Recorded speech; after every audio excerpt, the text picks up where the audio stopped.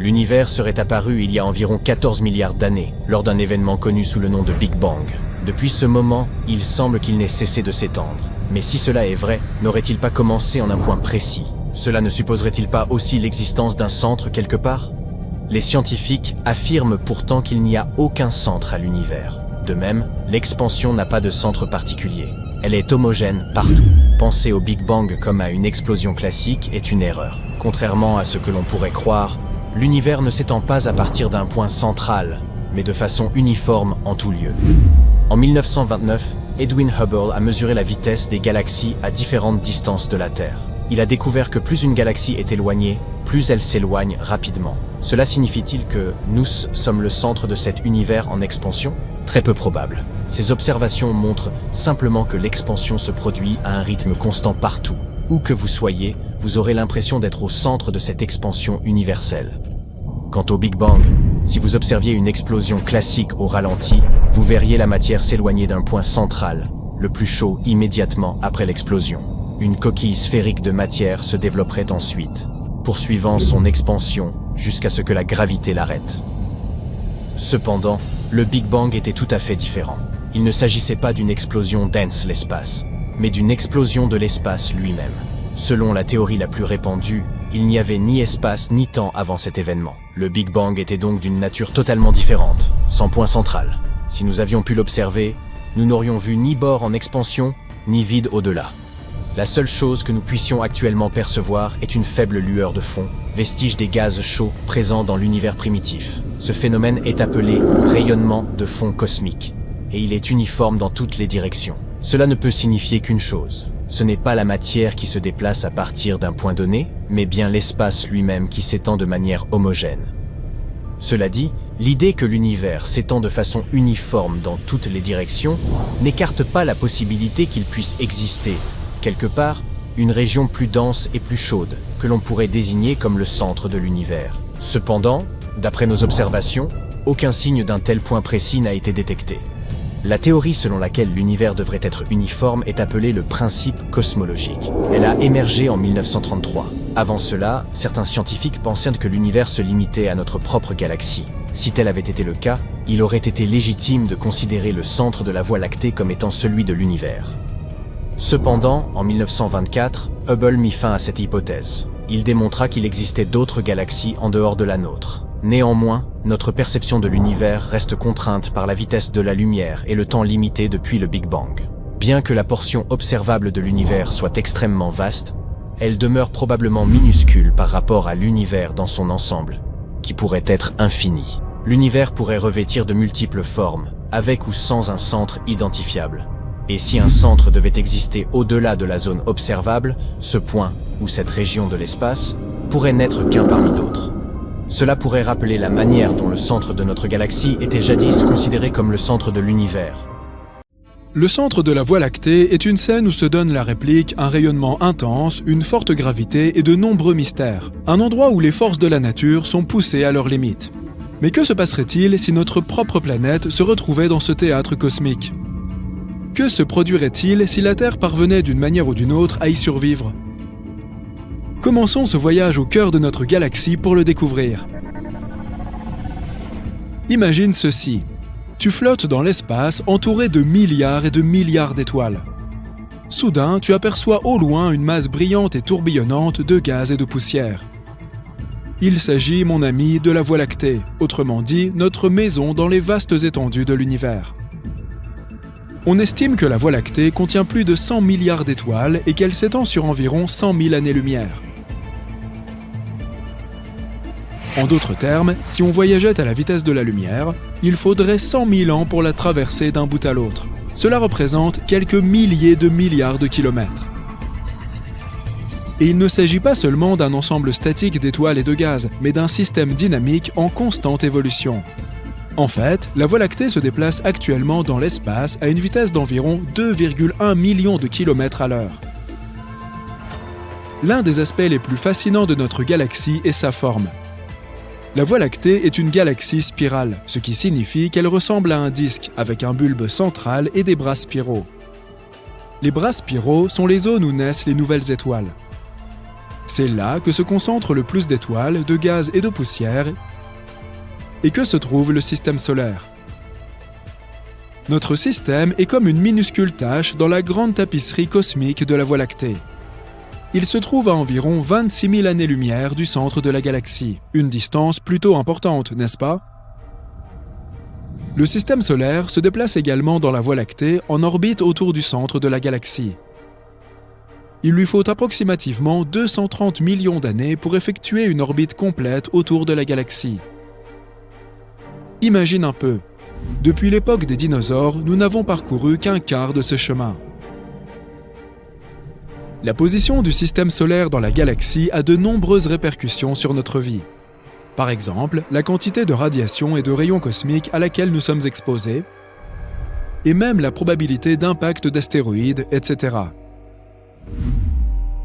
De plus, grâce à notre emplacement, nous pouvons jouir de vues étonnantes de l'univers qui nous entoure. Depuis notre point d'observation dans la Voie lactée, nous pouvons observer d'autres galaxies, des nébuleuses et des amas d'étoiles dans des détails à couper le souffle. Nous évoluons aussi dans un voisinage très actif, avec de nombreuses autres étoiles et planètes à proximité. Nous avons donc de la chance. Mais que se passerait-il si nous n'avions pas ces opportunités? Et si la Terre était située au centre de la Voie lactée? Le centre de la Voie lactée abrite une région de l'espace appelée bulbe central. Elle est remplie d'étoiles. C'est comme une boule disco, mais au lieu de miroir brillant, elle est recouverte d'étoiles. Seulement, cette boule disco est vraiment énorme. Elle a un diamètre d'environ 10 000 années-lumière. Le centre de la Voie lactée abrite également des environnements extrêmes qui feraient frémir même le plus courageux des astronautes. Les particules à haute énergie et les champs magnétiques intenses peuvent faire des ravages sur les appareils électroniques et les engins spatiaux. Les champs de radiation intenses peuvent griller tout ce qui se trouve sur leur passage. Ce n'est donc pas vraiment un endroit propice à la vie telle que nous la connaissons. Si la Terre était située près du centre de la Voie lactée, elle serait très différente. Examinons quelques-uns des effets potentiels. Tout d'abord, les radiations. Comme nous l'avons mentionné précédemment, le centre de la Voie lactée est l'une des régions les plus irradiées de la galaxie. Cela rendrait la vie sur Terre très difficile, voire impossible. Certes, nous disposons du champ magnétique terrestre. C'est une sorte de bouclier géant qui nous protège des rayonnements nocifs provenant de l'espace extra-atmosphérique. Mais pourrait-il nous sauver si nous étions situés au centre de la Voie lactée? Malheureusement, la réponse est non. C'est un peu comme essayer d'utiliser un minuscule parapluie pour s'abriter d'une énorme tempête. La galaxie gagnerait donc facilement. Mais le tableau n'est pas si noir. Certains organismes courageux sont capables de s'adapter à des niveaux élevés de radiation. Nous avons vu que la vie sur Terre a évolué pour survivre partout, des profondeurs de l'océan aux pôles glacés de la planète. Imaginons donc ce qui se passerait si nous devions, d'une manière ou d'une autre, évoluer pour survivre dans ces conditions difficiles. Imaginons des humains dotés d'une peau dure et écailleuse qui les protège des radiations et des plantes dotées de structures uniques qui leur permettent de prospérer dans cet environnement lumineux. Mais même ainsi, les rayonnements pourraient avoir des effets très effrayants sur l'être humain. Par exemple, elles pourraient endommager les molécules d'ADN et provoquer des mutations. Imagine un monde où les plantes auraient 5 feuilles au lieu de 4, où les animaux auraient un pelage étrangement coloré, où les gens auraient des yeux d'une couleur inhabituelle, ou d'autres caractéristiques originales. Et ce ne sont là que quelques-uns des meilleurs exemples. Ne parlons même pas des plus moches. En outre, elles pourraient nous faire subir des changements métaboliques. Notre corps pourrait traiter la nourriture et d'autres ressources plus rapidement, ce qui pourrait entraîner des taux de croissance plus rapides et des tailles plus importantes. Les plantes pourraient devenir grandes et larges et les animaux seraient beaucoup plus imposants que la normale. Il existe également sur Terre des organismes capables de produire de la bioluminescence. Grâce à des niveaux élevés de rayonnement, ils pourraient briller encore plus que d'habitude. Imagine que tu te promènes dans une forêt la nuit et que tu vois les arbres, les champignons et même les insectes briller d'une étrange lumière bleue ou verte. À la fois effrayant et surprenant, n'est-ce pas? Mais passons au prochain grand changement, la gravité. Au centre de la Voie lactée, la gravité est incroyablement forte. Tout cela grâce à un trou noir supermassif, dont la masse est environ 4 millions de fois supérieure à celle du Soleil. Ce trou noir s'appelle Sagittarius A. Et oui, c'est notre voisin maintenant. Génial! Et en supposant que nous ne soyons pas avalés par ce trou noir ou écrasés par cette gravité incroyablement forte, cela pourrait tout de même déclencher de nombreux tremblements de terre et éruptions volcaniques. Ce trou noir serait comme un tyran gravitationnel, tirant et arrachant tout ce qui se trouve sur son chemin. En fait, si nous survivions à ce trou noir, nous participerions tous les jours à une sorte de compétition de surf grandiose. Il suffit d'ajouter un peu de frisson en risquant sa vie. Et oublions l'idée de fuir la planète. Ce ne serait plus du tout aussi simple de lancer des fusées. Oh, et les objets physiques ne seraient pas les seuls à être affectés par la gravité. Le temps s'écoulerait très différemment pour nous. Selon la théorie de la relativité d'Einstein, le temps s'écoule plus lentement dans les zones de forte gravité. En d'autres termes, les terriens vieilliraient moins vite qu'une personne située loin du centre de notre galaxie. Par ailleurs, le centre de la Voie lactée est un endroit très animé. Des étoiles, des planètes et d'autres objets célestes s'y déplacent chaque jour à des vitesses incroyablement élevées. Les positions des étoiles et des autres objets changent constamment. En d'autres termes, il faut dire adieu à la navigation normale. Les systèmes GPS ne seraient probablement pas fiables en raison de l'intensité des forces gravitationnelles et des radiations. Si tu te perds accidentellement dans une forêt phosphorescente avec des animaux effrayants, bonne chance. Mais il n'y a pas que du négatif. Le centre abrite également des nuages moléculaires. Ce sont des régions de l'espace où naissent les nouvelles étoiles. Et la Voie lactée, en général, offre des paysages étonnants. Par exemple, des nébuleuses étonnantes comme la nébuleuse d'Orion et la nébuleuse de l'Aigle, qui sont visibles avec des télescopes ou même simplement avec une bonne paire de jumelles. Si la Terre était située au centre de la Voie lactée, nous serions aux premières loges pour assister à certains des événements cosmiques les plus spectaculaires. Ne serait-ce pas génial? En résumé, si la Terre était située au centre de la Voie lactée, elle serait très différente. Bien sûr, nous savons tous que notre planète n'aurait pas survécu à un tel changement. Mais il est tout de même intéressant d'imaginer comment notre vie se déroulerait si nous y étions. Et à en juger par ce dont nous venons de parler, ce ne serait pas beau à voir. Alors, chérissons et apprécions notre paisible petit système solaire. Tu conduis sur l'autoroute et un semi-remorque de 18 roues arrive rapidement derrière toi. Tu dois changer de voie. Tu regardes dans le rétroviseur. Y a-t-il assez d'espace? Et tu remarques ces mots sur le rétroviseur. Les objets dans le rétroviseur sont plus proches qu'ils ne le paraissent. C'est la même chose avec la galaxie de la Voie lactée.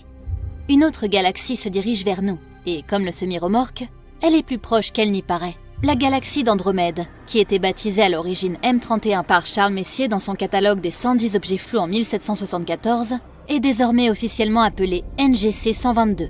C'est le nouveau catalogue galactique 122 en anglais. Andromède, une galaxie en spirale plus grande que la Voie lactée, est si grande et si proche que tu peux la voir sans télescope. En fait, à l'œil nu, elle apparaît à moitié moins large que la Lune. On estime que la galaxie d'Andromède contient 1 trillion d'étoiles, alors que la Voie lactée n'en contient que 300 à 400 milliards. Pour voir la galaxie d'Andromède, tu dois laisser les yeux s'adapter à l'obscurité. Cela peut prendre environ 10 minutes pendant que tes pupilles se dilatent pour absorber le plus de lumière possible. M31 est mieux vu de la fin de l'été à l'hiver, lorsque le grand carré de Pégase, le cheval ailé, est au-dessus de nos têtes.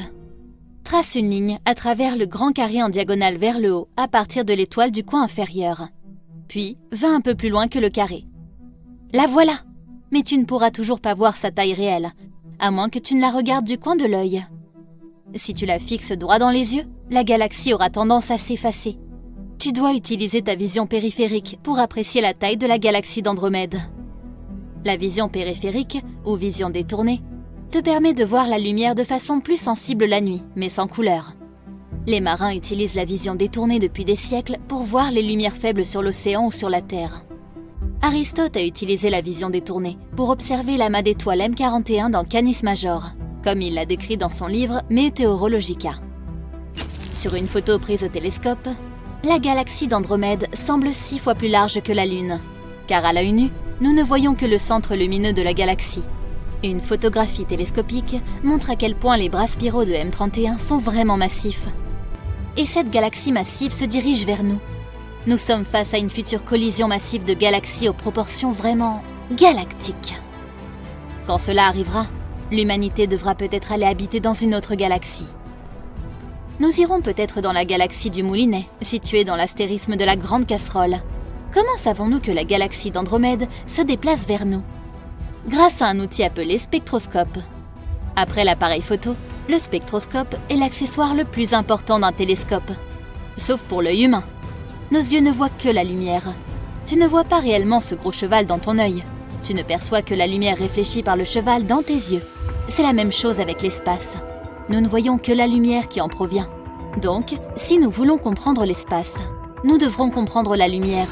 Et ce n'était pas une tâche facile pour les astronomes du 19e siècle. L'invention du spectroscope a été une grande avancée dans la compréhension de la lumière venant de l'espace vers la Terre. Avec un spectroscope, les astronomes peuvent dire dans quelle direction se déplacent les objets dans l'espace, ainsi que les éléments qui fabriquent la lumière. Quand tu entends une ambulance qui s'approche, tu entends la sirène devenir plus forte et plus aiguë. Et quand elle dépasse et s'éloigne, tu entends le son de la sirène devenir plus faible et plus grave. Le changement de fréquence du son dépend entièrement du mouvement de la source. C'est ce qu'on appelle l'effet Doppler, d'après le physicien et mathématicien autrichien Christian Johann Doppler, qui a expliqué cet effet pour la première fois en 1842. La sirène de l'ambulance ne change pas de volume. Lorsque l'ambulance s'approche, les ondes sonores sont comprimées et lorsqu'elles s'éloignent, elles sont étirées. Le spectroscope montre que les ondes lumineuses présentent le même effet Doppler que les ondes sonores. Elles sont comprimées lorsque l'étoile ou la galaxie s'approche de nous et semblent étirées lorsqu'elles s'éloignent. Par conséquent, la lumière d'une galaxie qui s'approche apparaîtra légèrement plus bleue, du fait d'une légère augmentation de la fréquence, et la lumière d'une galaxie qui s'éloigne apparaîtra légèrement plus rouge que la normale, à cause d'une légère diminution de la fréquence de la lumière. En 1929, Edwin Hubble, dont le célèbre télescope spatial porte le nom, a publié son étude spectroscopique de 46 galaxies. La lumière de toutes les galaxies sauf une tendait vers le rouge, c'est-à-dire qu'elles s'éloignaient toutes, sauf une. L'étude de Hubble a fourni la première preuve que l'univers était en expansion. Plus une galaxie était éloignée de la Voie lactée, plus elle s'éloignait rapidement.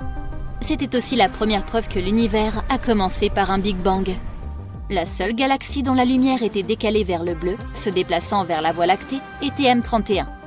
La galaxie d'Andromède, la galaxie la plus proche. 400 000 km/h semble être une vitesse plutôt élevée pour une collision. C'est la vitesse qu'indiquent les mesures spectroscopiques du décalage vers le bleu d'Andromède. Ce sera un gros problème quand cela se produira. Mais quand cela va-t-il se produire? Pour déterminer quand les deux galaxies entreront en collision, nous devons déterminer la distance qui les sépare. Et pour cela, nous avons besoin de supernovas. Les supernovas de type 1A sont ce qu'on appelle des bougies standards. Tout comme nous savons à quel point une bougie brille, nous savons à quel point une supernova de type 1A brille. C'est sa magnitude absolue. Une supernova de type 1A apparaît lorsqu'une naine blanche s'effondre sous la pression de tout le gaz qu'elle a aspiré d'une étoile compagnon. En observant la galaxie d'Andromède et en mesurant la luminosité apparente d'une supernova dans la galaxie, il est possible de calculer sa distance.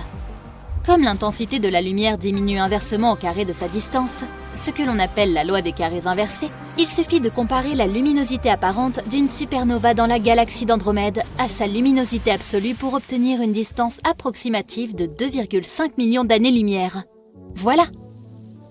Puisqu'une année-lumière fait environ 10 000 milliards de kilomètres, et que la galaxie d'Andromède est à 2,5 millions d'années-lumière, même si elle s'approche à la vitesse d'environ 400 000 km/h, nous avons environ 4 milliards d'années avant la grande collision. Tu peux donc attendre après le déjeuner, voire après le dîner, pour commencer à faire tes bagages.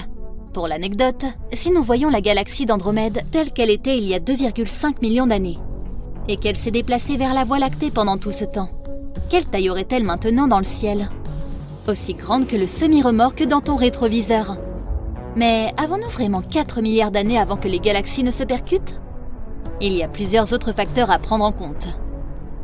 Les galaxies mineures qui sont gravitationnellement liées à la fois à la Voie lactée et à la galaxie d'Andromède seront avalées par leur galaxie hôte. Compte tenu de la répartition asymétrique de la masse qui en résultera, la collision galactique de la Voie lactée et d'Andromède sera affectée. Certains scientifiques disent que ce ne sera pas un choc frontal, mais plutôt tangentielles. Et puis il y a les halos galactiques de chaque galaxie. Voici ce que le projet Amiga a découvert sur le halo d'étoiles et de gaz qui entoure la galaxie d'Andromède.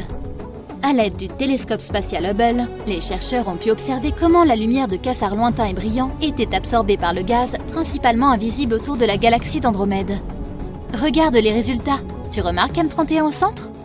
Si c'est la même chose pour la Voie lactée, et il n'y a aucune raison de penser que ce serait différent, alors les halos des deux galaxies se touchent en ce moment même. La collision a déjà commencé. On peut aussi se demander quel effet les nuages de matière noire autour de chaque galaxie peuvent avoir sur une collision imminente. Ou ont maintenant. Mais assez de spéculation. Dans 4 milliards d'années, le Soleil aura déjà gagné en luminosité pour devenir une géante rouge. Et les humains auront déjà trouvé une autre galaxie à coloniser.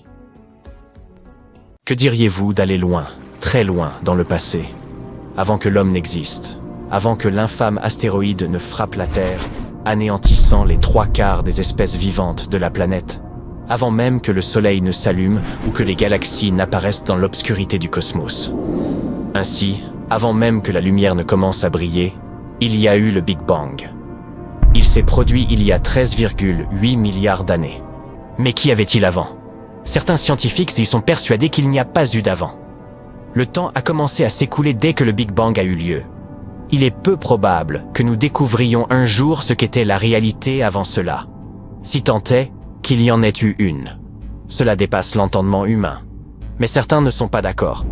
Quelques scientifiques non conventionnels avancent la théorie selon laquelle, juste un instant avant le Big Bang, toute l'énergie et la masse de l'univers naissant ont pu être comprimées en un point incroyablement dense, mais néanmoins fini.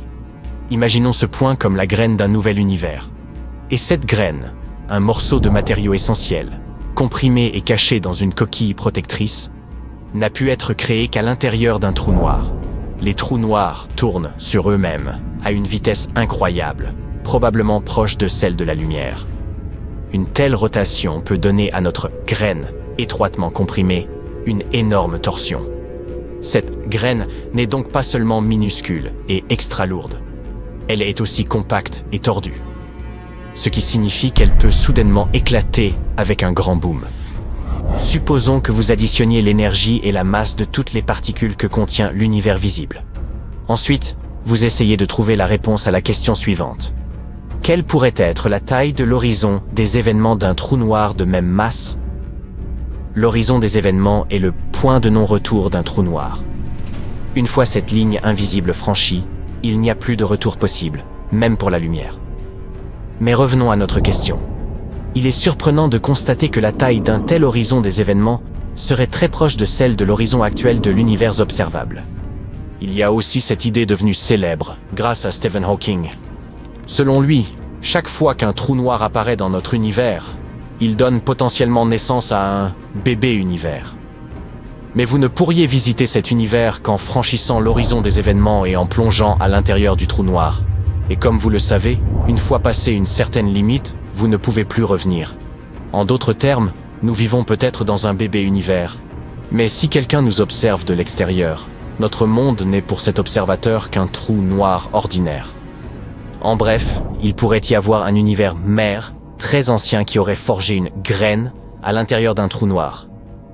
Cette graine a eu son grand rebond il y a des milliards d'années, et c'est ainsi que notre univers a vu le jour.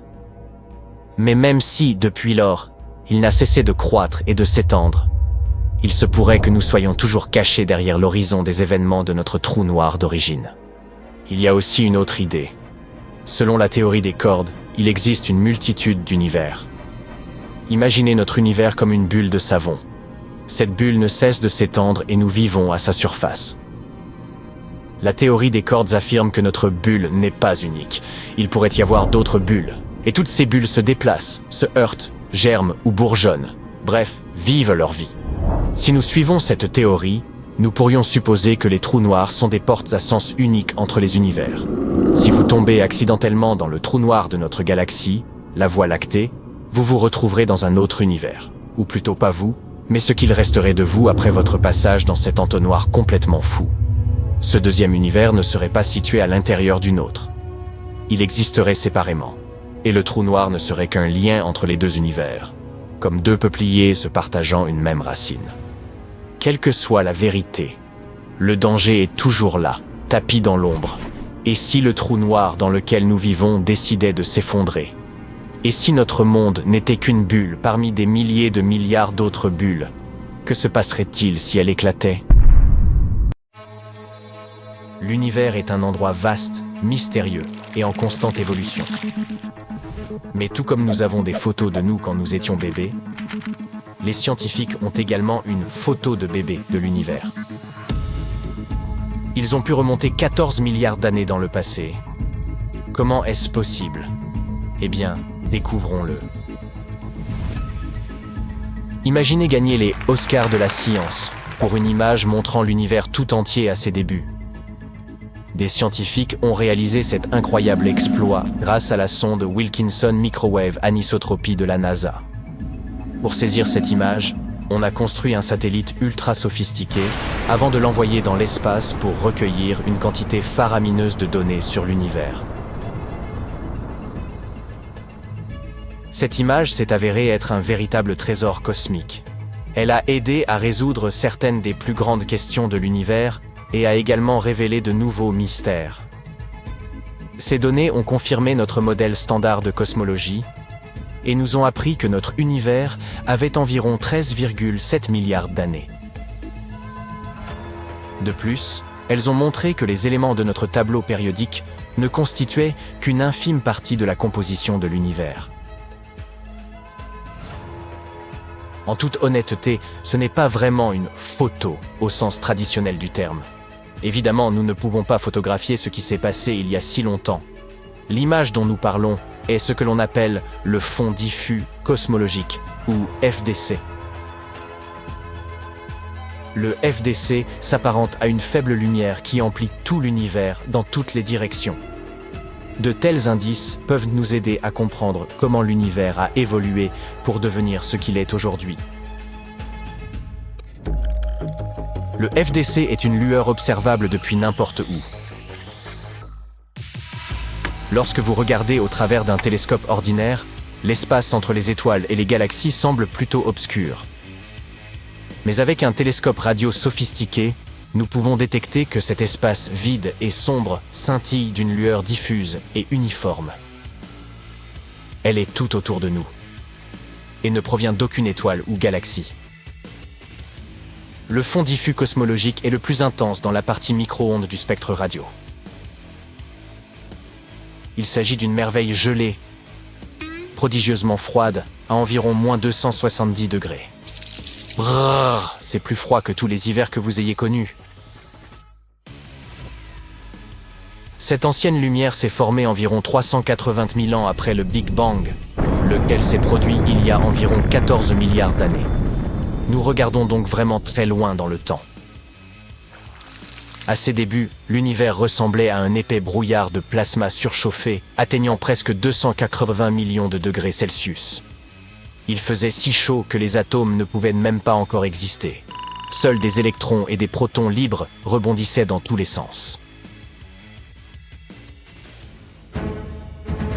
En raison de ce brouillard extrêmement chaud, toute lumière tentant de se propager était dispersée par ces électrons. C'était comme essayer de voir au travers d'un pare-brise embué. Puis, l'univers a commencé à se dilater dans toutes les directions, à l'image d'un ballon cosmique en constante expansion. Et cette expansion se poursuit encore aujourd'hui. À mesure que l'univers s'étendait, il se refroidissait également. Lorsqu'il a atteint l'âge de 380 000 ans, il s'était suffisamment refroidi pour que les électrons et les protons puissent s'associer. Ces petites particules ont commencé à se combiner, formant principalement des atomes d'hydrogène. Ce moment a marqué la transition vers un univers transparent, semblable à une grande baie vitrée. Cette transition magique est connue sous le nom d'époque de la grande recombinaison. Une fois cette ère brumeuse achevée, la lumière a pu librement voyager. L'univers est alors devenu un vaste terrain de jeu pour les photons, libre de rebondir et de se répandre. Comme vous le savez, la lumière possède une vitesse fixe, 300 000 km par seconde. Et il faut du temps pour que la lumière provenant d'endroits lointains nous atteigne. Ainsi, le FDC représente-t-il la lumière la plus ancienne de l'univers? C'est comme une capture du moment où l'univers commençait tout juste à devenir clair et transparent. En voyageant à travers l'espace, cette lumière a connu de nombreuses péripéties, telles que la formation des étoiles et des galaxies.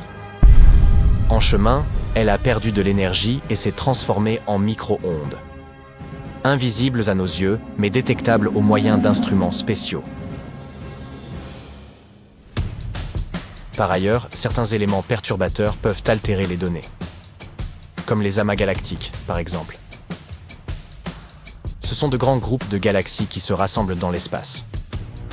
Lorsque la lumière ancienne du fond diffus cosmologique les traverse, ces amas déforment sa trajectoire, comme si l'on renversait de l'encre sur un précieux manuscrit ancien.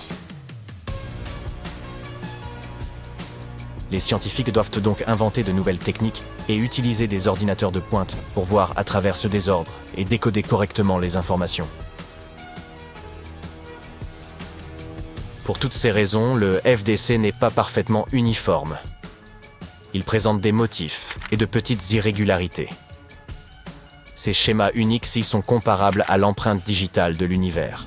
Les scientifiques utilisent des outils sophistiqués tels que le satellite Cosmic Background Explorer et la sonde Wilkinson Microwave Anisotropy pour étudier ces motifs.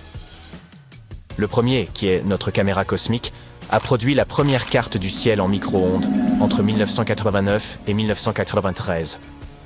Pourquoi l'étudions-nous? Eh bien, parce que le fond diffus peut nous en révéler beaucoup sur l'univers primitif. Son expansion, la quantité de matière normale et de matière noire qu'il contenait alors, la forme globale de l'univers, et bien d'autres choses encore. En somme, nous jouons les détectives cosmiques, en tentant de déchiffrer les mystères de notre monde à travers de petits indices et autres empreintes. Quels sont les résultats de ces recherches? Eh bien, des outils impressionnants comme la sonde Wilkinson nous ont permis de découvrir des faits étonnants. Par exemple, nous avons appris que nous ne pouvions en réalité observer que 5% de l'univers. Vous pouvez visualiser l'univers comme une immense tarte cosmique. Les chercheurs ont découvert que 68% de cette tarte était composée de ce que l'on appelle l'énergie sombre et 27% de matière noire. Seul un maigre 5% est constitué de matière ordinaire, celle que nous, les humains, pouvons percevoir. Ainsi, la majorité de l'univers nous est proprement inconcevable. Nous avons également découvert ce qui s'était passé au début de l'univers. Imaginez-le juste après le Big Bang. Il était extrêmement réduit, plus petit encore qu'un proton. Et tout ce que nous voyons aujourd'hui était comprimé dans cet espace minuscule. Les règles de la mécanique quantique, permettant des phénomènes étranges et imprévisibles, étaient alors à l'œuvre. La matière et l'énergie se comportaient étrangement, apparaissant et disparaissant tour à tour.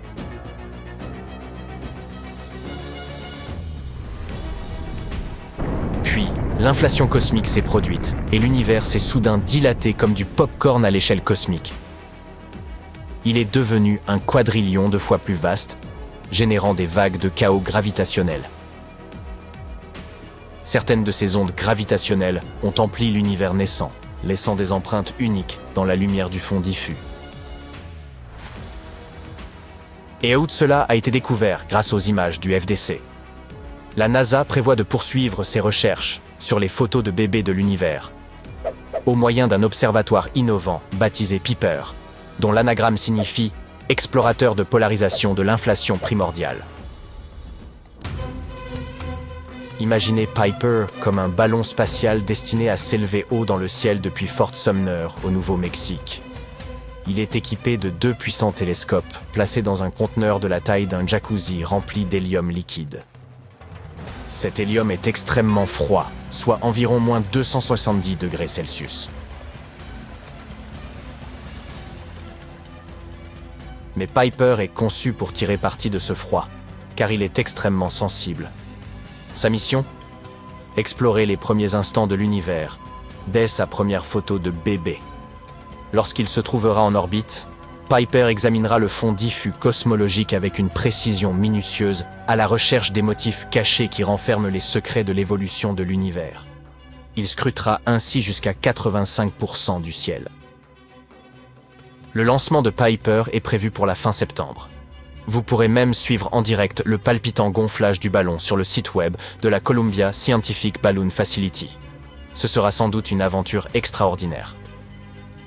Ainsi, le fond diffus cosmologique est tel un compteur voyageant dans le temps pour nous offrir de précieux indices sur le passé fascinant de l'univers. N'est-ce pas formidable? L'espace regorge de surprises, et il en reste tant à découvrir. Gardez les yeux braqués sur les étoiles, et qui sait quelles autres merveilles nous attendent. Notre galaxie, la Voie lactée, possède 2 galaxies satellites très connues, le Grand et le Petit nuage de Magellan. Elles ont été nommées en l'honneur de Ferdinand Magellan, l'explorateur qui a effectué le premier tour du monde il y a plus de 500 ans. Au cours de cette expédition, 2 groupes de nuages furent découverts dans le ciel nocturne austral. Ils sont aujourd'hui connus sous le nom de nuages de Magellan. Mais ce ne sont pas les seuls. La Voie lactée est entourée d'au moins 61 autres galaxies dans un rayon de 4 millions d'années-lumière. À titre de comparaison, notre voisine, la galaxie d'Andromède, se trouve à 2,5 millions d'années-lumière de nous. Et les astronomes pensent qu'il existe encore beaucoup d'autres galaxies satellites. Peut-être même trop. Mais tout d'abord, voyons ce qu'est une galaxie satellite. Notre Soleil n'est qu'une étoile parmi d'autres dans la Voie lactée. Des centaines de milliards d'étoiles gravitent autour du centre de notre galaxie. Mais quelque chose de bien plus grand orbite aussi autour du centre de la Voie lactée. D'autres galaxies. Elles sont beaucoup moins massives, mais possèdent leurs propres étoiles. Nous pouvons comparer la Voie lactée à notre Soleil et les autres galaxies à des planètes. Les astronomes appellent ces formations des galaxies satellites.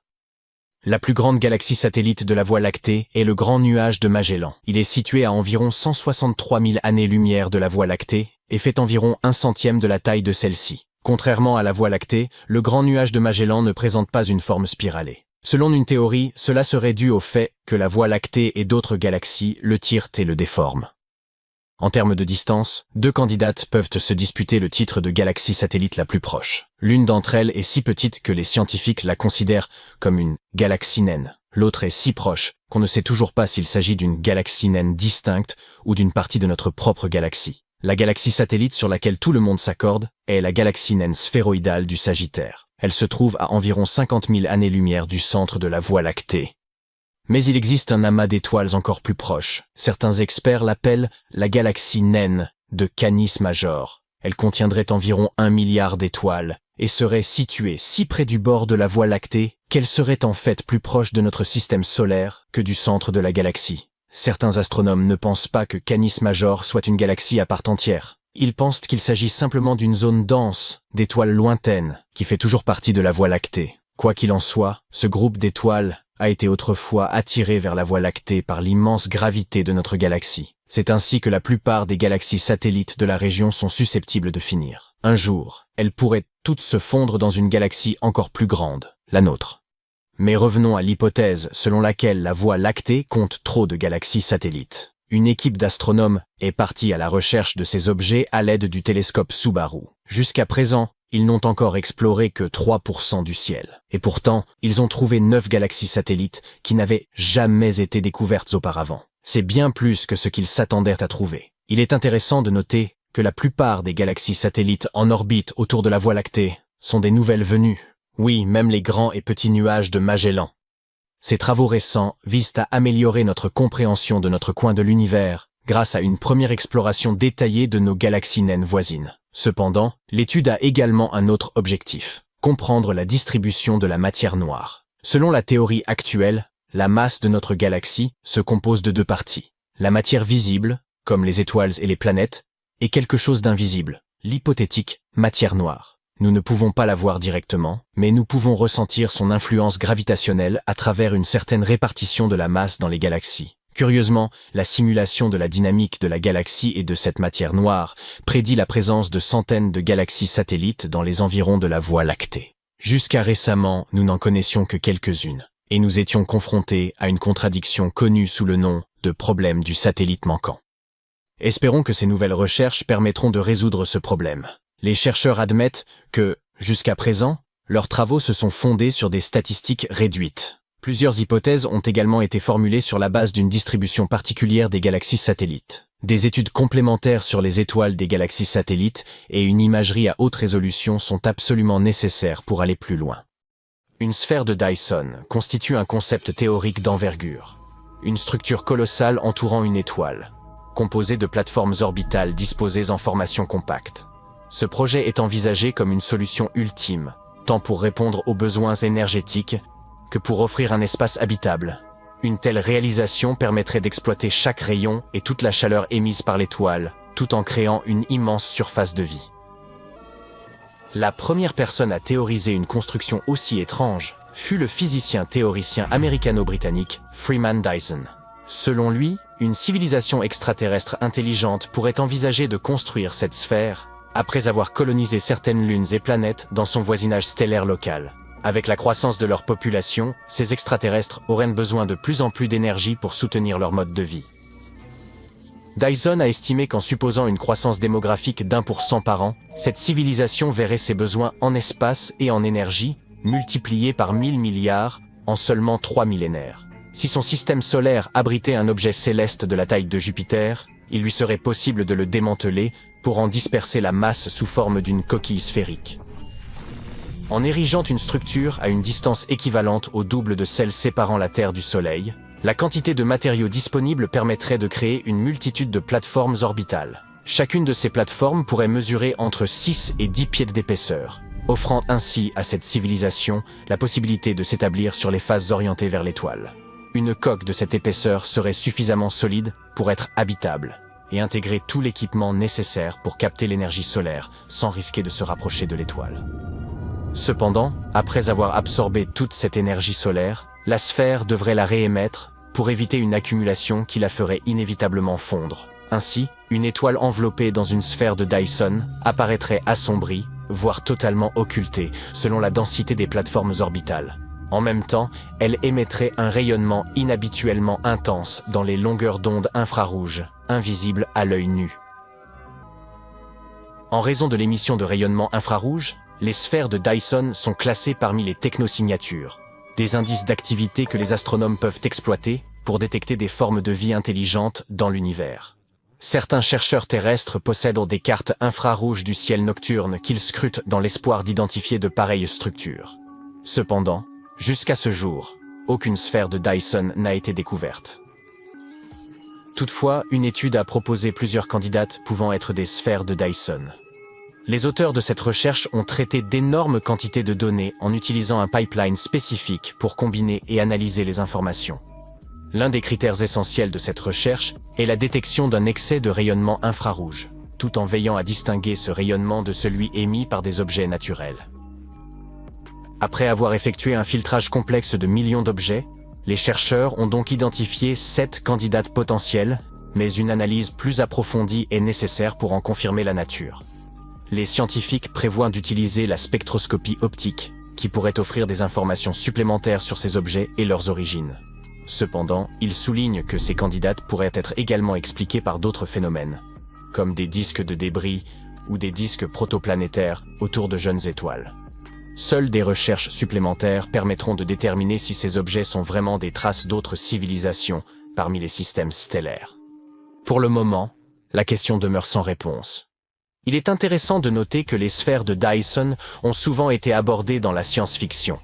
Dès 1937, dans son roman Star Maker, Olaf Stapledon décrivait des systèmes d'une galaxie particulière, entourés par une brume de pièges à lumière, concentrant l'énergie solaire à des fins intelligentes, ce qui expliquait l'obscurcissement total de la galaxie. Dans un autre roman, Ringworld, l'auteur imaginait une structure artificielle en forme d'anneau, en orbite autour d'une étoile. Il existe une chance pour que notre galaxie entière de la Voie lactée soit située dans un prétendu vide spatial. C'est une région où il y a relativement peu de matière par rapport à d'autres coins de l'univers connu. Elle est donc beaucoup moins dense qu'ailleurs. En d'autres termes, nous pourrions exister dans une sorte de bulle d'air dans un gâteau. Si tel était le cas, cela signifierait que nous sommes encore plus seuls que nous le pensions. Dans notre univers, toutes les galaxies s'éloignent constamment les unes des autres. Pour comprendre à quelle vitesse elle s'éloigne, les chercheurs ont recours à une chose appelée la constante de Hubble-Lemaitre. C'est comme un compteur kilométrique, mais à l'échelle galactique. Toutefois, il existe un mystère cosmique surnommé la tension de Hubble. Cela remet en question ce que nous pensions savoir de l'expansion de l'univers. Les scientifiques considéraient autrefois la constante de Hubble-Lemaitre comme un guide fiable, mais nos observations récentes remettent cette fiabilité en question. Les vitesses que nous observons dans la réalité ne correspondent pas aux distances que nous avions calculées et projetées. On ne sait pas pourquoi ces mesures ne correspondent pas. Des chercheurs ont suivi les mouvements des supernovas et ont constaté que l'univers semblait s'agrandir plus rapidement autour de nous que dans son ensemble, comme s'il nous évitait exprès. Après avoir pris cela en considération, on a commencé à supposer que nous pourrions tous vivre dans un vide cosmique. Les vides cosmiques sont de vastes espaces de vide entre les galaxies. Ils font ressembler notre univers entier à une grande éponge. Mais revenons au début, juste une fraction de seconde après le Big Bang. Juste après le commencement de tout, l'univers n'était qu'un plasma chaud et comprimé. Il ne présentait que de très petites variations de densité, appelées fluctuations quantiques. Après le Big Bang, l'univers a commencé à s'étendre. Ces fluctuations quantiques se sont développées avec lui, créant des régions où la densité de la matière varie. En raison de cela, l'univers ne s'est pas dilaté de manière uniforme partout. À la place, de petits amas de matière ont commencé à se regrouper, créant au fil du temps d'énormes structures, les galaxies. Celles-ci sont disposées en grands murs et filaments avec d'énormes écarts entre elles. Et ces écarts sont les vides, également connus sous le nom d'espaces sombres. Ces vides ne sont pas exactement vides. Ils recèlent en réalité plus de 15% de la quantité de matière que l'on trouve en moyenne dans l'ensemble de l'univers. Ils contiennent encore du gaz, de la poussière, de la matière noire, et même des étoiles et des galaxies. Cependant, ils ont une densité de matière très inférieure à celle des régions où se concentrent les galaxies, environ 1/10 de celle-ci.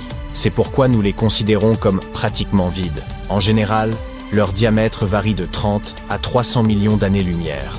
C'est une distance énorme, même à l'échelle spatiale. Pour comparaison, la plupart des planètes et des nébuleuses que nous avons découvertes jusqu'à présent se situent à des centaines et plus rarement à des milliers d'années-lumière de nous. Dans le cas des vides galactiques, si vous étiez au milieu de l'un d'eux, vous ne verriez qu'une obscurité apparemment éternelle. Les étoiles les plus proches qui seraient tellement éloignées qu'elles vous seraient presque invisibles. Certains d'entre eux sont particulièrement vastes. Ils sont connus sous le nom de supervides. Le plus grand connu a été baptisé de manière très inspirée, le vide géant. Il est si grand qu'il nous est impossible de le concevoir, à une distance d'1,5 milliard d'années-lumière et avec un diamètre d'1 à 1,3 milliard d'années-lumière. Oui, c'est essentiellement un immense vide obscur. Mais même cet immense vide n'est pas entièrement creux. Le vide géant abrite 17 amas de galaxies différentes dans son étendue. Toutefois, ce n'est peut-être pas le plus grand vide de notre univers. Il existe également une chose appelée le point froid. C'est une zone inhabituellement grande et froide de notre univers que nous avons observée au moyen de micro-ondes. Elle ressort vraiment sur la carte de notre cosmos avec ses températures étonnamment basses. Et les scientifiques ont passé de nombreuses années à essayer de comprendre de quoi il s'agit. En 2015, des scientifiques ont suggéré que cet endroit pourrait être un supervide et probablement le plus grand jamais découvert. Faisant preuve d'encore plus d'originalité avec celui-ci, ils l'ont surnommé le Grand Vide. Si tout cela est avéré, cet endroit serait un vide d'environ 1,8 milliard d'années-lumière de diamètre, environ 1000 fois plus grand que les vides typiques. Tout le monde ne pense pas que ce soit possible, de sorte que les chercheurs continuent de débattre à son sujet. Il existe une autre théorie intéressante sur cet endroit. Un chercheur a suggéré qu'il pourrait être une trace de notre collision avec un monde parallèle. C'est une hypothèse assez audacieuse, mais malheureusement, il n'existe actuellement aucun moyen pour nous de la confirmer ou de la réfuter avec nos technologies actuelles. En tout cas, à mesure que l'univers s'étend, ces vides grandiront et les parois reliant les amas galactiques s'étireront et se rompront. Finalement, les vides fusionneront, laissant ces amas de galaxies liés par la gravité comme des îlots dans un vide grandissant. En d'autres termes, tôt ou tard, le grand vide englobera tout dans notre univers. Eh bien, il s'avère que nous pourrions être une rare exception au sein d'un super vide, qui ne représente que 15% de la matière totale. Ceci expliquerait pourquoi nous sommes entourés de relativement peu de galaxies. Cette découverte, si elle est avérée, remettent en question le modèle standard de la cosmologie que nous avons créé sur la base des travaux d'Albert Einstein. Cela signifierait que la gravité en général se comporte différemment de ce à quoi nous nous attendions. Selon le modèle standard, une sous-densité aussi significative ne devrait pas exister. En raison de cela, les scientifiques vont devoir considérer et explorer cette idée en profondeur. Elle pourrait bien remettre en question les bases mêmes de notre compréhension de la physique. Les scientifiques l'ont appelé le vide KBC, et cette découverte pourrait receler des indices capables d'expliquer le paradoxe de Fermi. Peut-être que dans cette partie spécifique de l'univers, où nous nous trouvons, la probabilité que la vie intelligente se développe quelque part à proximité est extrêmement faible. Peut-être que tous les êtres doués de conscience se trouvent quelque part au-delà de notre supervide. Mais cela ne signifie pas que nous devrions perdre espoir, ou que la vie quelque part à proximité soit impossible. En fait, la vie dans l'univers pourrait être beaucoup plus commune que nous ne le pensions auparavant. Nous savons que les planètes internes, comme Mercure et Vénus, sont inhospitalières en raison de leurs conditions extrêmes. Néanmoins, Vénus semble digne d'intérêt car, même si la toxicité de cette planète est insensée, les astronomes pensent qu'elle aurait pu ressembler beaucoup à la Terre dans le passé. Elle aurait même pu abriter la vie. Hélas, elle se trouvait trop proche du Soleil, et toutes ces bonnes conditions se sont évaporées avec le temps. Mais il existe une possibilité que la vie microbienne subsiste dans ces nuages de haute altitude. Mars, un désert froid, aurait également pu être un endroit plus accueillant dans le passé, avec des rivières et des lacs. Bien qu'il lui manque à présent une atmosphère protectrice, une vie ancienne aurait pu exister là-bas. Dans ce cas, elle aurait potentiellement laissé quelques fossiles, et des microbes souterrains pourraient toujours y survivre. Nous avons découvert certains indices de leur présence, mais nous débattons toujours pour savoir si ces traces étaient vraiment de nature organique ou non. Les géantes gazeuses, comme Jupiter et Saturne, et les géantes glacées ne sont pas idéales pour la vie, mais leur lune offre quelques espoirs. Europe possède un océan sous sa surface gelée, ce qui en fait une candidate potentielle. Encelade rejette même de l'eau dans l'espace, comportant des molécules complexes, qui laissent présager des possibilités intéressantes. Et Titan est tout à fait unique en son genre. Il présente des cours d'eau à sa surface, des rivières et des lacs d'hydrocarbures. Bien que ces températures glaciales ne soient aux guères propices à la vie, les chercheurs se demandent s'ils pourraient abriter une vie chimiquement différente. Pourtant, il nous faudra des décennies afin d'inspecter tous ces corps célestes et de les étudier correctement. Nous n'avons rien envoyé là-bas depuis l'époque de Voyager 2. Mais si nous avons de la chance, nous pourrions explorer l'ensemble de notre système solaire au cours du XXIe siècle. Dans tous les cas, il y a beaucoup de potentiel pour la vie, même dans notre seul système solaire, sans même mentionner toutes les planètes et galaxies que nous avons découvertes à proximité. Nos estimations suggèrent que l'univers observable, celui que nous pouvons voir donc, pourrait abriter environ 5300 milliards de mondes habitables.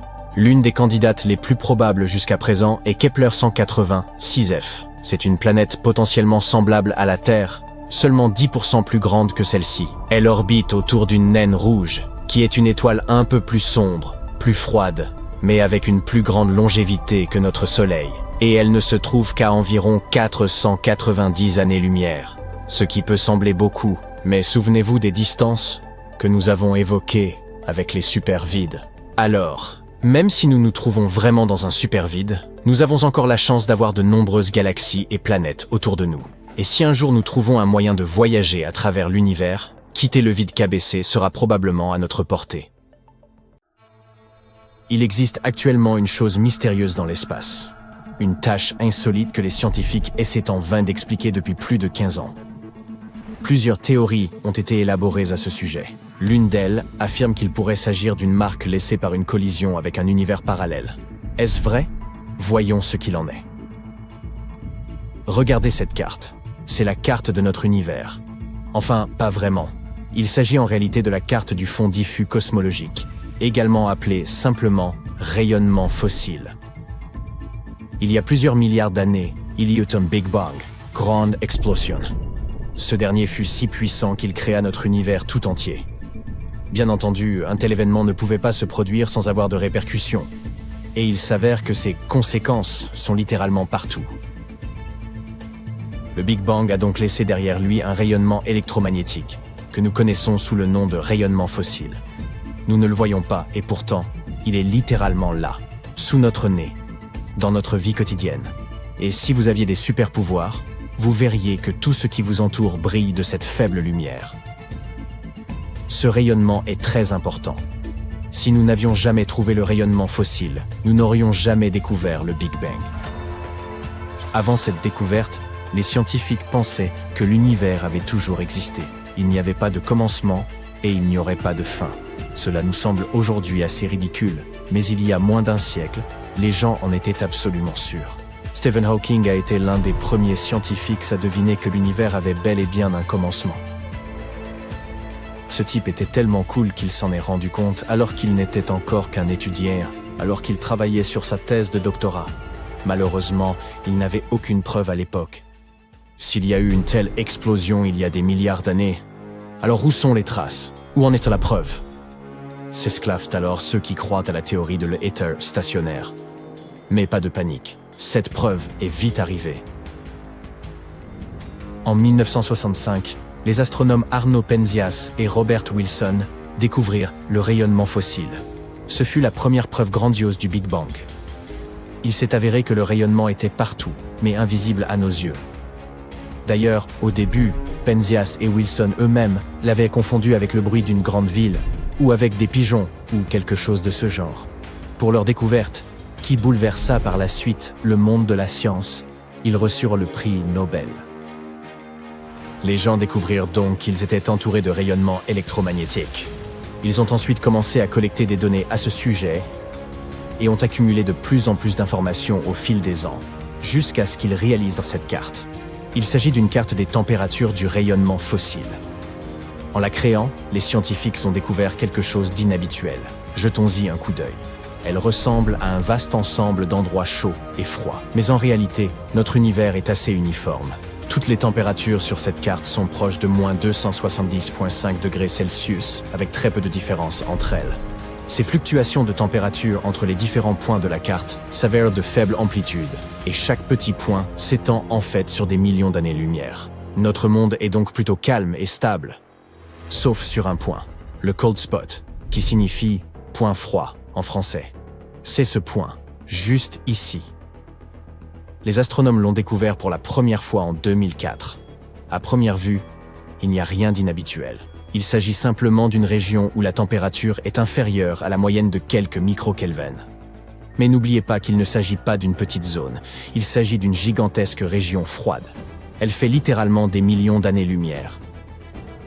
Une petite minute, ont alors objecté les scientifiques, cela ne peut pas être vrai. L'univers devrait être homogène partout. Selon notre modèle standard, ce point froid ne devrait tout simplement pas exister. Or, il se trouve qu'il est là. Il ne s'agit pas d'une simple erreur mathématique. Il existe bel et bien. Qu'est-ce que ce point froid? Et comment est-il apparu? Les astronomes tentent de répondre à ces questions depuis des années. Aujourd'hui encore, nous ne disposons que de quelques théories. Parlons-en. Théorie 1, texture cosmique. Cette idée a été évoquée à la fin de l'année 2007. Des scientifiques ont alors suggéré que le cold spot pourrait représenter des collines de l'espace. En d'autres termes, il pourrait s'agir d'une région cabossée de l'univers, qui fait simplement partie de sa composition. Néanmoins, il s'agit d'une théorie assez stupide, qui a été rapidement écartée. Théorie 2, le supervide. Considérée pendant un certain temps comme la plus plausible, cette hypothèse affirmait que le cold spot était en fait ce que l'on appelle un supervide. Il s'agit d'un endroit terrifiant et sombre de notre univers, où il n'y a pratiquement pas de galaxies. Et c'est justement parce qu'il s'agit d'une région déserte, où il n'y a presque rien, qu'elle nous semble froide. Cette théorie a toutefois été réfutée en mai 2017. Après avoir examiné attentivement le cold spot, les scientifiques ont constaté qu'il n'y avait aucun signe d'un supervide à cet endroit. En outre, les vides et les supervides, qui existent réellement, soit dit en passant, sont toujours de très petite taille. Or, le cold spot est littéralement des milliers de fois plus grand qu'ils ne le sont en général. Il devait donc y avoir une autre explication. Et il se trouve qu'il y en a une. Peut-être la plus étrange de toutes. Théorie 3. Un univers parallèle. Cette idée controversée a été avancée par la cosmologue et physicienne théoricienne Laura Mersini-Octon. Selon elle, le cold spot pourrait être la trace laissée par une collision de notre univers avec un univers parallèle. La cosmologie standard ne peut pas expliquer un trou cosmique aussi gigantesque, explique Laura Mersini-Houghton. Il s'agit de l'empreinte indéniable d'un autre univers situé au-delà des limites du nôtre. Son hypothèse est basée sur la théorie du multivers, d'après laquelle il existe en fait un nombre infini d'univers comme le nôtre dans le monde. Ils entrent constamment en collision les uns avec les autres et se poussent les uns les autres. Push en anglais, ce qui crée des nouveaux Big Bang.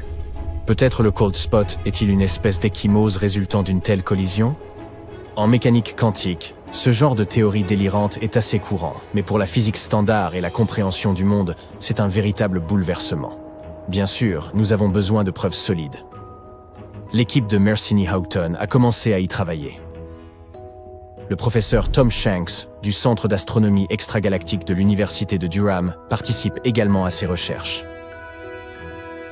Le multiverse, le plus fou des modèles exotiques d'explication du cold spot, est en réalité le plus standard si l'on se réfère à notre modèle actuel de l'univers, écrit-il dans l'un de ses ouvrages. De quelles preuves avons-nous besoin? Notre cold spot est situé dans l'hémisphère sud. Selon Shanks, s'il y a vraiment eu une collision entre deux univers, nous devrions trouver un autre cold spot, et il devrait se trouver dans l'hémisphère opposé, l'hémisphère nord. Si les astronomes le trouvaient, cette théorie serait confirmée, et ce serait la première preuve de l'existence d'un univers parallèle. Évidemment, tout n'est pas si simple. Pour trouver un deuxième point, nous avons besoin des télescopes les plus récents et les plus sensibles qui existent. Nous devons également en apprendre davantage sur la nature de l'énergie noire et la manière dont elle affecte l'espace, etc. En d'autres termes, le chemin à parcourir est encore long. Il n'y a pas si longtemps, des scientifiques pensaient avoir découvert le deuxième cold spot. Des chercheurs du Nouveau-Mexique croyaient l'avoir trouvé dans l'hémisphère nord. Malheureusement, il s'agit probablement d'une erreur. La carte utilisée par ces chercheurs comportait une grande part d'inconnus. Il est donc possible que leur découverte ne soit que le résultat d'un accident causé par d'autres vides. En résumé, aucun autre cold spot n'a encore été trouvé jusqu'à présent, malgré des recherches minutieuses. Cela dit, encore une fois, même le meilleur et le plus moderne des équipements reste loin d'être parfait. Cela ne signifie pas qu'il n'y a pas d'autres cold spots, mais simplement que nous ne l'avons pas encore trouvé. Si un jour nous le trouvions, cela pourrait révolutionner le monde de la science pour toujours. Nous confirmerions non seulement la théorie des univers parallèles, mais aussi la fameuse théorie des cordes. Cela pourrait expliquer tout ce qui se passe dans notre monde. En revanche, si cela se produisait, nous aurions encore plus de questions que nous n'en avions déjà. Comment ces deux univers sont-ils entrés en collision? Comment tout cela fonctionne-t-il? Jusqu'à présent, il ne s'agit que de suppositions. Nous ne pouvons pas affirmer que le cold spot est la trace laissée par la collision d'univers parallèles. Cependant, nous ne pouvons pas non plus le réfuter. En fait, nous ne connaîtrons peut-être jamais la vérité, mais il est toujours intéressant de la chercher.